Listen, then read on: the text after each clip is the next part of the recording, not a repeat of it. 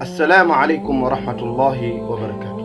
Ndugu zangu wema katika imani, wiki iliyopita tuliulizwa maswali kuhusiana na ipi hukumu ya kuchanganya jamaa mbili kwa wakati mmoja, hasa pale mtu ambapo kwamba anapokuwa anachelewa.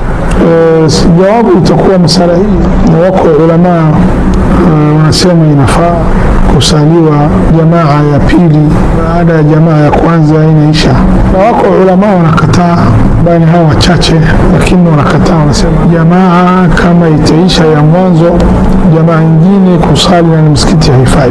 Kwanza tunaanza na jamaa au ulama wanasema ambayo haifai. Hao ni Ahnaf, madhhab Hanafi ya Abdullah, wanasema kama jamaa mwanzo umeisha haifai kusimamia ndani ya msikiti jamaa nyingine, lakini wanaruhusu kusalia jamaa anaitwa jamaa ndogo, jamaa saghira. Jamaa ndogo vipi? Utaenda nyumbani kule unasali na watu wako ndani nyumbani kwako, sio msikiti.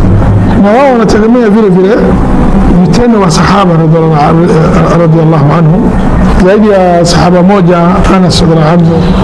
Ulama wengine ambao ni jumhur hao, na hao kina Malik rahimahullah, Shafi'i rahimahullah ta'ala, ana madhhab Hanbali hao watatu, na wengine wanaona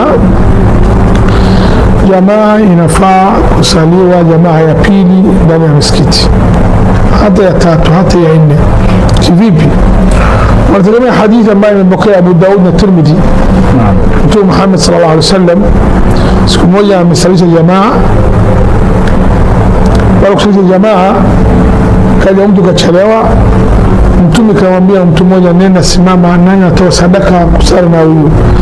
Baada riwaya katika Mabayhaqi bi sunani anasema huyu mtume anamwambia simama, mtoa sadaka kusali na huyu, abata jamaa huyu ilikuwa Abu Bakar radhiallahu anhu.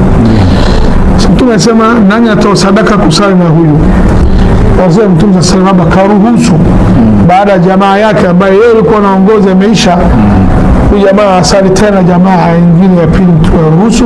Pia wanasema dalili kwa wazi, jamaa ya pili inafaa kwa sharti, wanasema mtu kama hajaachwa na jamaa ya kwanza kwa maksudi na uvivu, lakini jamaa imembita kwa dharura, amesahau, ameghafilika, sio kwa maksudi, nasema inafaa mtu jamaa kusimamia.